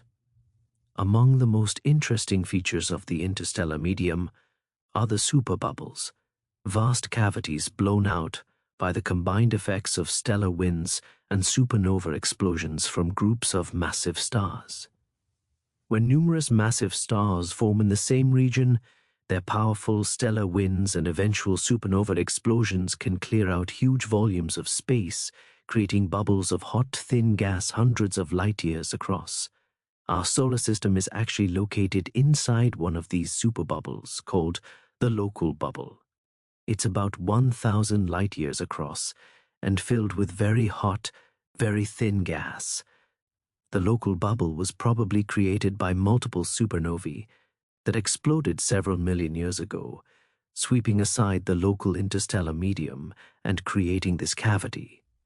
We're in a relatively empty region of space, surrounded by walls of denser gas. This location has consequences. If we were in a denser region of the galaxy, our view of distant objects would be more obscured by dust. The solar system might also be exposed to more cosmic rays and radiation from nearby star-forming regions and supernova explosions. Our position in the local bubble, combined with our location in the galactic disk's midplane and in the quieter region between spiral arms, may be one reason Earth has had relatively stable conditions for billions of years, allowing complex life to evolve. The Milky Way's magnetic field is another fascinating feature, though one that's invisible to our eyes. The galaxy has a large-scale magnetic field that threads through the interstellar medium, influencing the motion of charged particles and the formation of structures. This magnetic field isn't uniform. It's tangled and turbulent, with field lines twisted by the rotation of the galaxy and by supernova explosions. Near the galactic plane, the field tends to align with the spiral arms. Farther from the plane, in the halo, the field structure is more complex, possibly forming loops and bubbles. The galactic magnetic field plays important roles. It influences the paths of cosmic rays, high-energy particles that stream through the galaxy. Without the magnetic field, cosmic rays would travel in straight lines. With it, they're deflected and scattered, bouncing around the galaxy for millions of years before escaping into intergalactic space. This means that the cosmic rays we detect on Earth have likely traveled a long, twisted path through the galaxy, even if they originated relatively nearby. The magnetic field also influences star formation. In molecular clouds, magnetic fields can provide support against gravitational collapse, slowing down or even preventing star formation in some regions. But the fields can also channel material, creating filamentary structures along field lines where star formation is enhanced. Cosmic rays themselves are another intriguing aspect of the Milky Way. These aren't actually rays at all, but rather high-energy particles, mostly protons and atomic nuclei, that stream through space at nearly the speed of light. Despite the name cosmic rays, they were discovered over a century ago, and we're still learning about their origins and behavior. Most cosmic rays in our galaxy are thought to be accelerated by supernova explosions. When a massive star explodes, the expanding shock wave can accelerate particles to tremendous energies. These particles then travel through the galaxy, bouncing off magnetic field irregularities in a process that keeps them trapped in the galaxy for millions of years. During this time, they gradually lose energy through various interactions, but the most energetic ones can persist for a very long time. Cosmic rays are constantly bombarding Earth. Right now, as you listen to this, billions of cosmic ray particles are passing through your body every second. Most pass through without interacting, but occasionally one will strike an atom in your body, creating a tiny cascade of particles. This happens to everyone, everywhere, all the time. It's one of the ways the galaxy touches us directly, a reminder that we're not separate from the cosmos, but immersed in it. The highest energy cosmic rays are particularly mysterious. Some particles have been detected with energies so high that they shouldn't be able to exist according to our understanding of physics. These ultra-high energy cosmic rays have energies comparable to a baseball traveling at highway speeds, except all that energy is contained in a single atomic nucleus. We don't know what can accelerate particles to such extreme energies. Supernova remnants probably aren't powerful enough. Perhaps the acceleration happens near the supermassive black hole at the galactic center, or in some other extreme environment we haven't yet identified. Let's think about the chemistry of the Milky Way, the gradual enrichment of the interstellar medium with heavier elements over billions of years. This process, called chemical evolution, is fundamental to understanding how planets and life become possible. In the beginning, right after the Big Bang, the universe contained only hydrogen, helium, and tiny traces of lithium. That's it. No carbon, no oxygen, no iron, no silicon. None of the elements that make up rocks, water, air, or living things existed yet. Everything else had to be created inside stars. Stars are element factories. In their cores, nuclear fusion combines lighter elements into heavier ones. Hydrogen fuses into helium. In more massive stars, helium fuses into carbon and oxygen. Even heavier stars can fuse carbon into neon, magnesium, silicon, and sulfur, eventually producing iron. Each fusion reaction releases energy, which is what makes stars shine. But fusion can only proceed up to iron. Fusing iron doesn't release energy, it requires energy.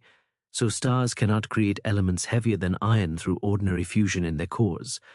Iron is the end of the line for fusion energy production. This is why iron is so common in the universe compared to heavier elements. Once a star's core fills with iron, no more energy can be extracted through fusion. The core can no longer support itself against gravity, and it collapses in a fraction of a second, triggering a supernova explosion. It's in these supernova explosions that elements heavier than iron are created. The incredible temperatures and densities combined with the intense neutron flux during the explosion allow for rapid neutron capture processes that build up very heavy elements like gold, platinum, uranium, and thorium. These elements are then scattered into space by the explosion, enriching the interstellar medium. When the Milky Way first formed about 13.6 billion years ago, it was metal poor. Metal, in astronomical terms, means any element heavier than hydrogen and helium. The first generation of stars formed from nearly pure hydrogen and helium. These stars, called population 3 stars, were likely very massive and short-lived. They burned brilliantly for a few million years, then exploded, scattering the first heavy elements into space. The next generation of stars, population 2 stars, formed from gas that was slightly enriched with these heavy elements. These stars, which include the stars in globular clusters and the galactic halo, are still very metal poor compared to the Sun, but they contain traces of carbon, oxygen, and other elements that didn't exist in the first generation. As billions of years passed, more and more stars lived and died, each contributing to the growing abundance of heavy elements in the galaxy. By the time the Sun formed about 4.6 billion years ago, the interstellar medium had been enriched enough that planets like Earth could form. The Sun is a population 1 star, relatively metal-rich, containing about 2% heavy elements by mass. This gradual enrichment continues today. Every supernova that explodes adds to the galaxy's inventory of heavy elements. Every planetary nebula returns processed material to the interstellar medium. The gas clouds from which stars form today are richer in heavy elements than the clouds from which stars formed billions of years ago. This means that planets forming around young stars today might have more heavy elements available than Earth had. They might be more likely to be rocky rather than gaseous. They might have more potential for complex chemistry, more raw materials for building technological civilizations if life arises there. The chemical composition also varies by location in the galaxy. The inner regions, closer to the galactic center, are more metal-rich than the outer regions. This is because star formation has been more active near the center throughout the galaxy's history, leading to more cycles of element creation and enrichment. The gradient is gradual but measurable. Stars near the galactic center typically have about twice the metal abundance of stars in the outer disk. Our solar system's location in this chemical gradient may be significant. We're in a region that's metal-rich enough to form substantial rocky planets, but not so metal-rich that the planetary system might be unstable or chaotic. This is another aspect of the galactic habitable zone concept, the idea that there are optimal locations in the galaxy for the development of life. Let's think about timescales in the Milky Way. The galaxy operates on timescales so vast that they challenge our ability to comprehend them. A human lifetime is utterly insignificant on galactic scales. Even all of human history, the entire span from the first civilizations to the present, is less than 1/100% of the time since the Sun formed, which itself is only 1/3 of the age of the galaxy.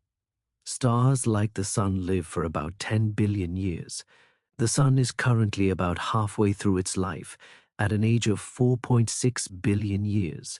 In another 5 billion years, it will exhaust the hydrogen in its core and begin to evolve into a red giant, swelling to perhaps 100 times its current size, possibly engulfing the inner planets including Earth. But even these vast stellar lifetimes are finite. The longest-lived stars, the smallest red dwarfs, can live for trillions of years, more than 100 times the current age of the universe. These stars will still be shining long after every larger star has died. Eventually, in the far future, the galaxy will be populated entirely by these dim red stars, along with the stellar remnants, the white dwarfs, neutron stars, and black holes left behind by all the stars that have died. The Milky Way itself is aging. The rate of star formation is slowly declining as the galaxy uses up its gas supply. In the early universe, the galaxy formed stars at a much faster rate, perhaps 10 to 100 times the current rate. Today, we form only a few solar masses worth of new stars per year, and this rate will continue to decline. In the far future, billions of years from now, star formation will become increasingly rare. The galaxy will gradually fade as the bright, massive stars die and are not replaced. The spiral arms may become less prominent or disappear entirely as the gas is depleted. Eventually, perhaps in 100 billion years or more, the Milky Way will have formed its last stars. After that, it will simply age, its stellar population gradually dying, one star at a time. But long before that happens, the Milky Way will collide with Andromeda. This collision, about 4 to 5 billion years from now, will dramatically reshape both galaxies. The merger will trigger a final burst of star formation as gas clouds collide and compress. New stars will be born in numbers not seen in either galaxy for billions of years. The night sky, if anyone is there to see it, will be spectacular, with bright young stars and glowing nebulae scattered throughout. After the collision, the merged galaxy, Milkomeda, will settle into a new configuration, probably an elliptical galaxy, a smooth distribution of stars without spiral structure. Star formation will eventually cease as the remaining gas is either used up or heated to temperatures too high for stars to form. The galaxy will then enter a long, slow decline into darkness. But we're not done yet. Even in this dark future, galaxies will continue to interact. The local group, the collection of galaxies, including the Milky Way, Andromeda, and dozens of smaller galaxies, is slowly falling toward the Virgo cluster, a massive collection of galaxies about 54 million light-years away. Eventually, over tens of billions of years, the local group will merge with the Virgo cluster, and Milkomeda will become just one galaxy among thousands in a giant galactic cluster.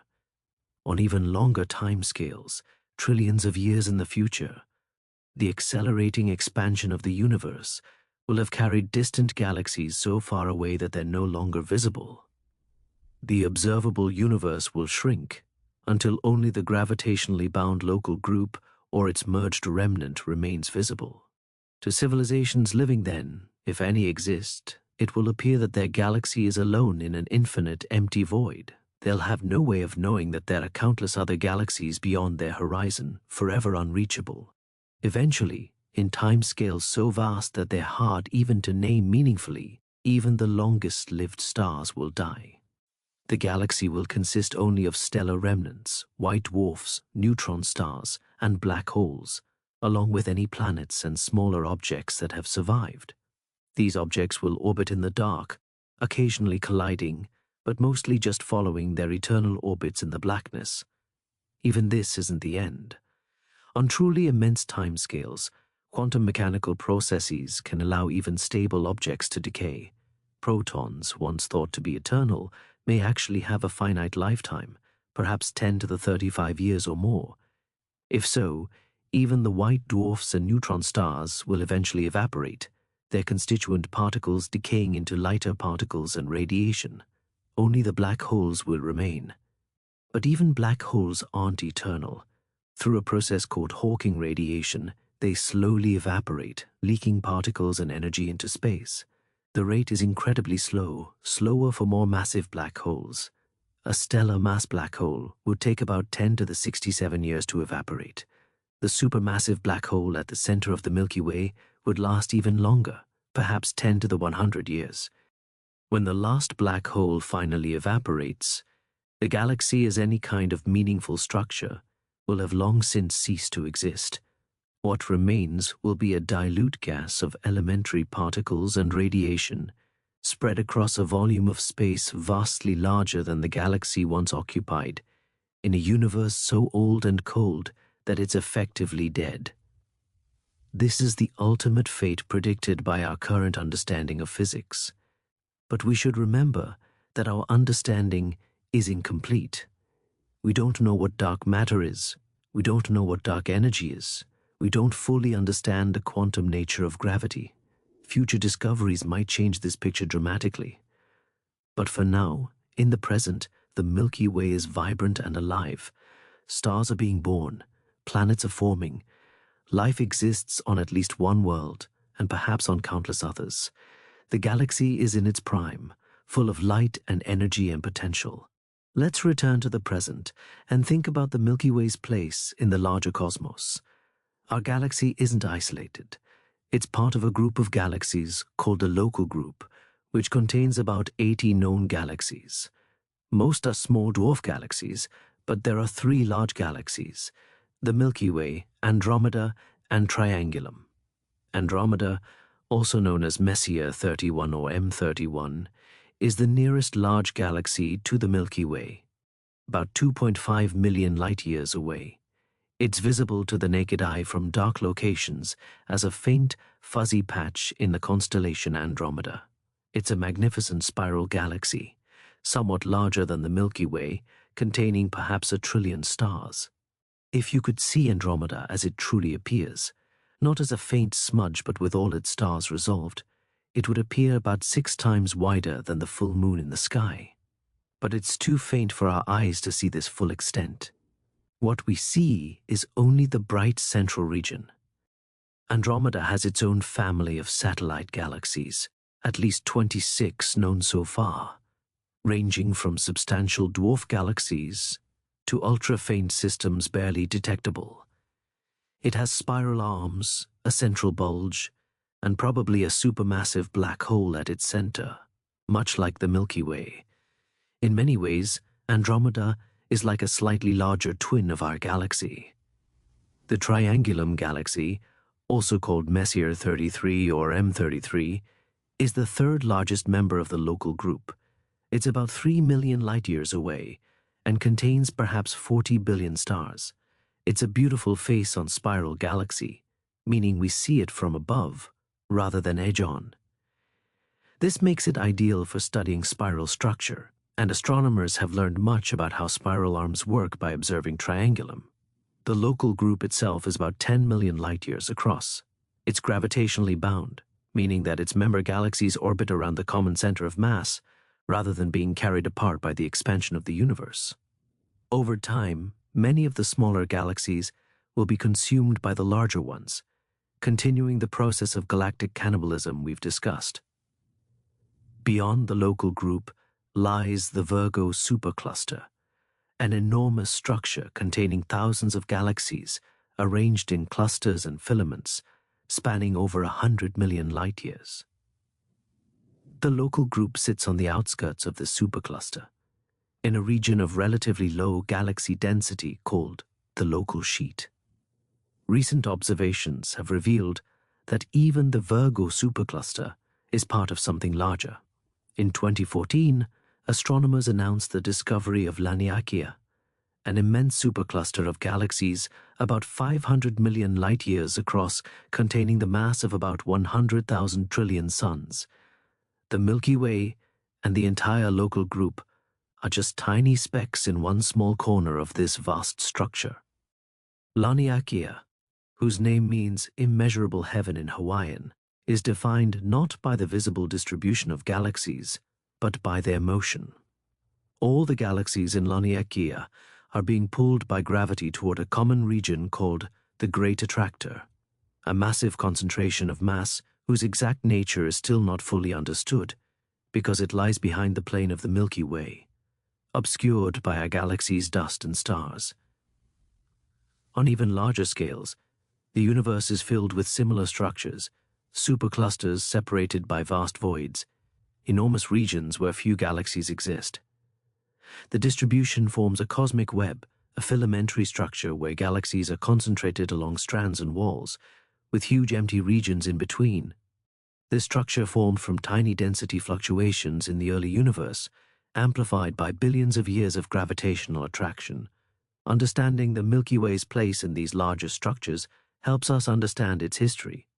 The galaxies around us, the motion of the local group toward Virgo, the merger history written in streams of stars. All of these are consequences of the Milky Way's position in the cosmic web and the gravitational influences acting on it over billions of years. One of the most exciting aspects of studying the Milky Way today is the possibility of finding life elsewhere in the galaxy. For most of human history, we couldn't even be certain that planets existed around other stars. But in the last few decades, especially since the launch of the Kepler Space Telescope in 2009, we've discovered thousands of exoplanets, planets orbiting other stars. These discoveries have revolutionized our understanding. We now know that planets are common, probably outnumbering stars. Most stars have at least one planet. Many have multiple planets. And while early discoveries focused on hot Jupiters, giant planets orbiting close to their stars, because these were easiest to detect, we're now finding smaller rocky planets at a variety of distances from their stars. Some of these planets are in the habitable zone, the range of distances from a star where liquid water could exist on a planet's surface. Water is crucial for life as we know it, so finding planets in the habitable zone is an important step in the search for life beyond Earth. Based on the discoveries so far, astronomers estimate that the Milky Way might contain tens of billions of roughly Earth-sized planets in habitable zones around their stars. That's a staggering number. Even if only a tiny fraction of these planets actually have conditions suitable for life, and even if only a tiny fraction of those actually develop life, there could still be millions or billions of worlds in our galaxy hosting some form of life. We don't know yet whether life is common or rare in the universe. Earth is the only known example so far, but the search is actively underway. Telescopes are studying exoplanet atmospheres, looking for biosignatures, chemical combinations that might indicate the presence of life. Future telescopes will have even greater capabilities, potentially able to detect oxygen, methane, and other gases that on Earth are produced by living organisms. The question of intelligent life is even more uncertain. Even if simple life is common, intelligent, technological life might be rare. We don't know how likely it is that life, once started, will evolve intelligence. We don't know how long technological civilizations typically last. We don't even know if we're typical or unusual as a civilization. This uncertainty is encapsulated in the Fermi paradox, named after physicist Enrico Fermi. The paradox asks, if intelligent life is common in the galaxy, where is everybody? The Milky Way is billions of years old. Even with slower-than-light travel, a civilization could colonize the entire galaxy in just a few million years, a blink of an eye on cosmic scales. Yet we see no evidence of galactic civilizations, no obvious megastructures, no radio signals that clearly come from artificial sources. The galaxy seems silent. There are many proposed solutions to the Fermi paradox. Perhaps intelligent life is extremely rare, and we're among the first. Perhaps intelligent civilizations typically destroy themselves shortly after developing technology. Perhaps they're there but hiding, or uninterested in contact, or communicating in ways we can't detect.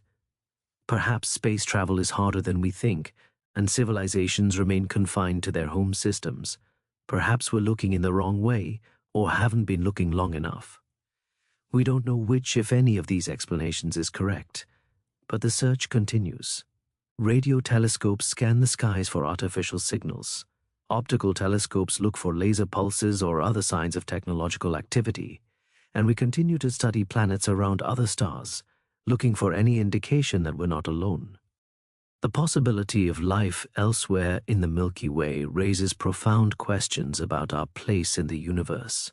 For thousands of years, humans believed we were at the center of everything, that the universe was made for us. The Copernican revolution displaced Earth from the center of the solar system. Later discoveries displaced the solar system from the center of the galaxy and the Milky Way from any special place in the universe. This series of displacements is sometimes called the Copernican principle, the idea that we don't occupy a special or privileged position in the cosmos. We're on an ordinary planet, orbiting an ordinary star, in an ordinary galaxy. If this principle holds, then life and intelligence might also be ordinary common features of the universe rather than rare accidents. But there's another perspective, sometimes called the anthropic principle. This principle notes that we observe the universe from a necessarily special location, one where conditions allow observers to exist. We couldn't exist on Jupiter or in the vacuum of space or inside a star. So of course we find ourselves on an Earth-like planet. The question is whether planets like Earth are common or rare. Recent exoplanet discoveries suggest that Earth-sized rocky planets in habitable zones are quite common, at least in terms of basic physical properties. But having the right size and distance from a star is just the beginning. A planet also needs a stable climate over billions of years, protection from excessive radiation and asteroid impacts, the right chemical ingredients, liquid water, and probably many other factors we haven't yet identified. Earth has had an unusually stable climate for billions of years, partly due to the presence of the Moon, which stabilizes Earth's axial tilt, preventing wild swings in climate. Earth has a strong magnetic field, generated by its liquid iron core, which shields the surface from harmful solar radiation and helps prevent the atmosphere from being stripped away. Earth has plate tectonics, which recycles carbon and helps regulate the climate over long time scales. We don't yet know how common these features are. The moon formed from a giant impact early in Earth's history, a relatively rare event. Plate tectonics may or may not be common on Earth-sized planets. Magnetic fields depend on interior structure and rotation rate. Each of these factors might be crucial for habitability, or they might be less important than we think. As we learn more about exoplanets, we're finding tremendous diversity. Some planets are tidally locked, always showing the same face to their star. Some orbit binary stars, or even multiple star systems. Some are super-Earths, rocky planets more massive than Earth. Some are mini-Neptunes, smaller than Neptune but with thick hydrogen atmospheres. The variety is astonishing and reminds us how much we have yet to learn. Within our own solar system, the search for life continues. Mars once had liquid water on its surface, and might have been habitable billions of years ago. Missions to Mars are searching for fossils or signs of past life, and possibly for existing microbial life in the subsurface where conditions might still be habitable. Several moons in the outer solar system are intriguing. Europa, a moon of Jupiter, has a vast ocean of liquid water beneath its icy crust, containing more water than all of Earth's oceans combined. Enceladus, a tiny moon of Saturn, also has a subsurface ocean and is actively spraying water into space through geysers at its south pole. Both of these moons might harbor life in their deep, dark oceans, life that evolved independently from Earth. If we find life on Mars or Europa or Enceladus, it would have profound implications. It would suggest that life arises readily whenever conditions are suitable. If life started independently multiple times in one solar system, then it's probably common throughout the galaxy. The Milky Way could be teeming with life, even if most of it is microbial and confined to subsurface oceans or underground aquifers. Let's think about humanity's future in the Milky Way. We're a very young species, only a few 100,000 years old. Our civilization is even younger, only a few thousand years old. Our technological civilization, the period of industry, electronics, and space exploration, is less than 200 years old. We're infants on a cosmic scale. But in this brief time, we've achieved something remarkable. We've developed the ability to leave our planet. We've sent robotic probes to every planet in the solar system and beyond. 12 humans have walked on the moon. We've built a permanent presence in space with the International Space Station. We've begun to understand the cosmos, mapping the galaxy, measuring distances to distant galaxies, probing the nature of matter and energy. The question is whether this progress will continue. Will humanity spread beyond Earth, establishing colonies on other worlds, eventually traveling to other star systems? Or will we remain confined to this one planet, perhaps destroying ourselves through war, environmental collapse, or some other catastrophe before we achieve a stable, sustainable civilization? If we do spread beyond Earth, the Milky Way could be our long-term home. The galaxy contains billions of potentially habitable worlds.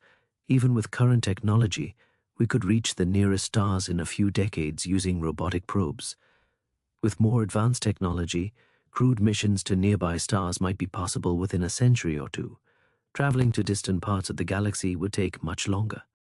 At 10% the speed of light, which would require tremendous technological advances, crossing the galaxy would take 1 million years, but humanity has already existed for hundreds of thousands of years.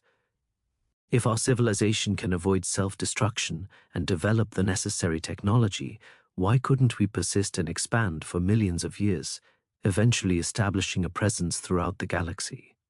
This vision of the future is sometimes called galactic humanity, the idea that our descendants might one day inhabit thousands or millions of worlds scattered across the Milky Way, connected by trade, communication, and shared culture across the vast distances of interstellar space. Each world might develop its own unique culture and adaptations, but all would share a common origin on Earth, in the solar system, in this specific location in the Orion spur of the Milky Way. Of course, this is speculation. We don't know if such a future is possible or even desirable. The challenges are immense. Interstellar travel requires energy on scales we can barely imagine. The timescales involved are longer than any human institution has ever lasted. The hazards of space, radiation, micrometeoroids, the psychological challenges of isolation, all present formidable obstacles. But the same could have been said about crossing Earth's oceans, which seemed impossibly vast and dangerous to ancient peoples. Yet humans did cross them, establishing civilizations on every continent. Perhaps future generations will look back on interstellar space the way we look back on the ancient oceans, as a barrier that once seemed insurmountable but was eventually overcome. Regardless of whether humanity spreads to the stars, our understanding of the Milky Way will continue to deepen. New telescopes and observatories are constantly revealing new details about the galaxy's structure, composition, and history. The Gaia spacecraft, launched by the European Space Agency, is creating the most detailed three-dimensional map of the Milky Way ever made. Gaia has measured the positions and motions of over 1 billion stars with unprecedented precision. This data is revolutionizing our understanding of the galaxy's structure, revealing streams and substructures we never knew existed, allowing us to reconstruct the Milky Way's merger history in detail. The James Webb Space Telescope, launched in 2021, is observing the universe in infrared wavelengths, allowing it to see through dust and detect distant, faint objects. Webb is studying the earliest galaxies in the universe, galaxies that formed when the cosmos was only a few 100 million years old. By comparing these ancient galaxies to the present-day Milky Way, astronomers can understand how galaxies like ours formed and evolved. Future telescopes will be even more powerful. The extremely large telescope, currently under construction in Chile, will have a mirror over 39 meters across, allowing it to see fainter and more distant objects than ever before. It will be able to directly image exoplanets and study their atmospheres in detail, searching for signs of life. Radio telescope arrays like the Square Kilometre Array, currently being built in Australia and South Africa, will survey the sky in radio wavelengths with unprecedented sensitivity and resolution. These observations will reveal the distribution of hydrogen gas throughout the Milky Way and nearby galaxies, helping us understand where stars are forming and how galaxies acquire new gas to fuel ongoing star formation. Gravitational wave detectors are opening an entirely new window on the universe. LIGO, Virgo, and CAGRA have already detected dozens of mergers of black holes and neutron stars. Future detectors, including the space-based LISA mission planned for the 2030s, will be sensitive to lower-frequency gravitational waves, allowing the detection of merging supermassive black holes and other exotic phenomena. Each new technology, each new observatory, reveals aspects of the Milky Way that were previously invisible. It's humbling to realize how much we didn't know just a few decades ago. The discovery of dark matter, dark energy, exoplanets, gravitational waves, all of these are recent. Our understanding of the universe is constantly evolving, constantly improving. What will we discover next? We don't know, and that's part of the excitement. Perhaps we'll detect signs of life on an exoplanet. Perhaps we'll discover new types of astronomical objects we never predicted.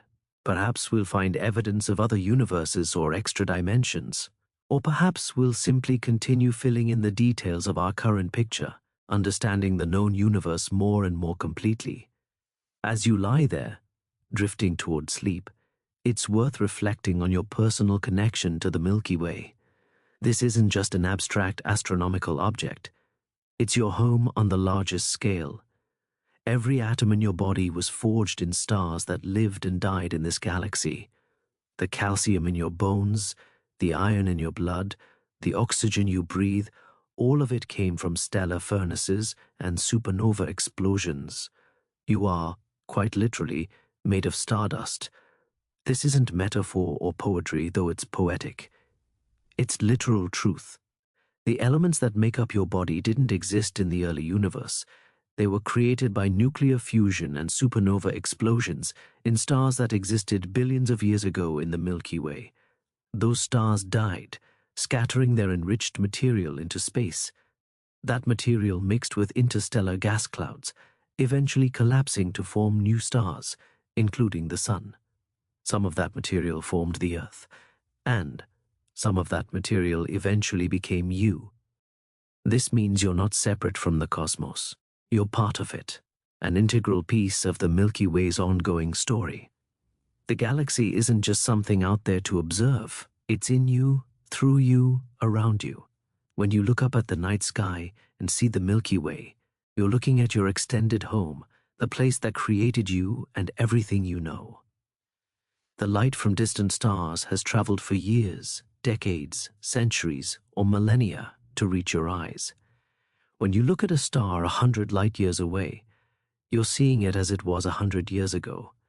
The light that's entering your eyes right now left that star in the early 20th century, before either World War, before the space age, before so much of modern history. And here's something remarkable to consider. If there's someone on a planet orbiting that star, looking back at the sun right now, they're seeing the sun as it was 100 years ago. They're seeing Earth as it was in the 1920s. If they had a powerful enough telescope, impossibly powerful, but let's imagine it, they could watch Earth's history unfold, a century behind real time. They could see the entire 20th century still playing out in the light, reaching them now. This is what it means to look into space. You're also looking into time. The universe is not only vast in space, but also deep in time. When astronomers look at the most distant galaxies, they're seeing them as they were billions of years ago, when the universe was young. Those galaxies don't look like that anymore. They've evolved, changed, perhaps merged with other galaxies, but their ancient light is only now reaching us, carrying information about the distant past. In a sense, the past never truly disappears. It's always out there, encoded in light, spreading through space at the speed of light. Earth's past, the light reflected off our planet years ago, is still traveling through space. Right now, the light from Earth in the year 2000 is reaching stars about 25 light years away. The light from Earth in the 1960s is about 60 light years away. The light from Earth in the 1900s is about 125 light years away. All of human history, everything that's ever happened on Earth since humans evolved, is encoded in an expanding sphere of light spreading through the Milky Way. That light is faint, difficult to detect, but it's there. Somewhere in the galaxy, the light from the first human civilizations is still traveling, carrying information about ancient Sumer, Egypt, the Indus Valley, information that exists nowhere else in the universe except in that expanding shell of ancient light. This gives a kind of permanence to everything. Nothing is truly lost. Every moment, every event, becomes part of the universe's light cone, spreading outward forever, or at least until it's absorbed by dust or gas somewhere in the cosmos. In this way, everything that happens on Earth, every life lived, every thought, becomes part of the Milky Way's information content, part of its story. It's a profound thought, that you're not just living in the present moment, but creating a small part of the Milky Way's eternal record. The light reflecting off you right now is spreading outward into space, traveling past the moon, past Mars, past the outer planets, eventually entering interstellar space and traveling between the stars. In a few years, that light will reach the nearest stars. In decades, it will reach dozens of stars. In centuries, thousands. In millennia, millions. So in a very real sense, you're already part of the greater galaxy. Your light, your existence, is spreading through it, becoming part of its structure, even if in an infinitesimally small way. Every person who has ever lived has contributed to this expanding wave of information flowing out from Earth into the Milky Way. As you drift towards sleep, perhaps you can feel a connection to the galaxy around you. You're not in the galaxy, looking up at it. You're of the galaxy, made from it, part of its ongoing evolution. The billions of stars wheeling through space aren't separate from you. They're your relatives, distant cousins in the great family of cosmic structures that arose from the same primordial hydrogen clouds in the early universe. The galaxy is vast, containing hundreds of billions of stars spread across 100,000 light-years. You're tiny, a single human on a single planet orbiting a single star, existing for a brief moment in cosmic time. And yet, you contain the galaxy within you. The elements in your body carry the memory of stellar furnaces. Your mind contains knowledge and understanding of the galaxy's structure. Your consciousness, whatever that is and however it arose, allows the galaxy to know itself, to contemplate its own existence. This is perhaps one of the most remarkable things about consciousness. The universe, through you, through all conscious beings, becomes aware of itself. For billions of years, the Milky Way existed without anyone to observe it, to understand it, to appreciate its beauty. Stars formed and died in darkness, observed by no one. But now, through us, the galaxy has developed the capacity to look at itself, to understand its own history and predict its future. We are the Milky Way's way of knowing itself. Our telescopes are the galaxy's eyes. Our minds are the galaxy's consciousness. When you think about the galaxy, you're engaging in a process of cosmic self-reflection, the universe contemplating itself through the medium of your awareness. This might sound mystical, but it's grounded in physics and biology. You are made of atoms forged in stellar cores. Those atoms assembled through physical and chemical processes into complex molecules, then into cells, then into a complex organism with a functioning brain. Your brain's activity, the electrochemical signals flowing through your neurons, generates consciousness, awareness, thought. And those thoughts, right now, are directed toward understanding the larger cosmic structure of which you're part. It's a loop of causation and creation. The galaxy created you through billions of years of stellar evolution and planetary formation. And now you, in turn, create meaning and understanding, adding something to the universe that wasn't there before. Information, knowledge, appreciation, beauty, all of these are real things.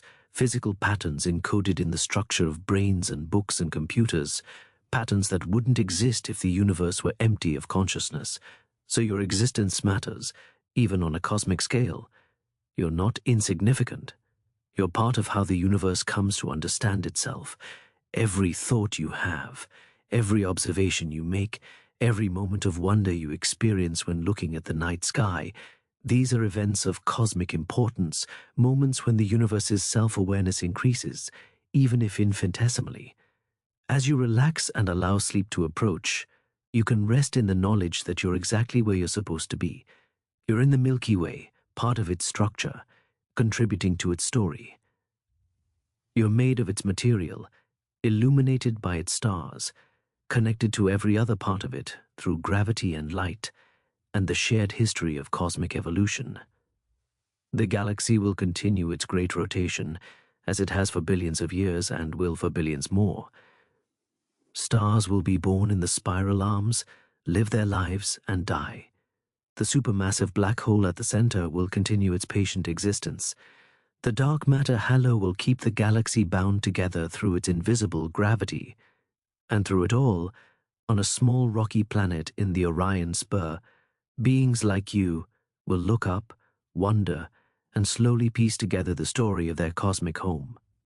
Your consciousness is a brief flicker in the vast spans of cosmic time. But while it exists, it's precious and important. It's how the universe knows beauty, experiences wonder, creates meaning. When you look at the Milky Way and feel awe, that awe is real. It matters. It's part of what makes the universe more than just a collection of lifeless atoms. So as you drift off to sleep, know that you're cradled by the galaxy. Its invisible dark matter surrounds you. Its magnetic fields permeate the space around you. Its cosmic rays are passing through you. Its starlight has traveled years or centuries to reach your eyes. You're completely immersed in it, held by it, part of it. The night sky above you is not a ceiling or a barrier. It's a window into depths that extend forever. Behind every patch of darkness are millions of stars, too faint to see with your eyes, but very real, very present. And among those stars, perhaps, are others like you, beings on other worlds, looking up at their own night skies, contemplating their place in the same galaxy, feeling the same sense of connection and wonder. Whether or not you ever meet such beings, whether or not they exist at all, you're connected to them through the shared structure of the galaxy. You breathe oxygen created in the same stellar furnaces that created their oxygen. You orbit the same galactic center. You're made of the same cosmic elements, shaped by the same laws of physics, experiencing the same universe. This is what it means to be part of the Milky Way. Not just to live in it, but to be constituted by it, to carry it within you, to be one of the ways it knows itself. Thoughts about the galaxy right now, as you listen to these words, are part of the galaxy's existence, part of its reality. The galaxy is not just out there, it's also in here, in your mind, in your awareness, in your understanding. And now, as sleep approaches, you can let go of all these thoughts. Let them drift away like stars fading in the dawn. Rest in the simple, wordless, knowing that you're home, you're safe, you're part of something vast and ancient and ongoing. The galaxy will carry on without your attention. It doesn't need you to think about it to exist, but while you were here, aware, contemplating, you added something beautiful to the universe. You were a moment of consciousness in the cosmos. As you settle deeper into rest, let me share one more thought with you, something to carry you gently into sleep. Consider for a moment the silence between the stars. When we think of the galaxy, we often think of the lights, the stars themselves, brilliant points scattered across the darkness.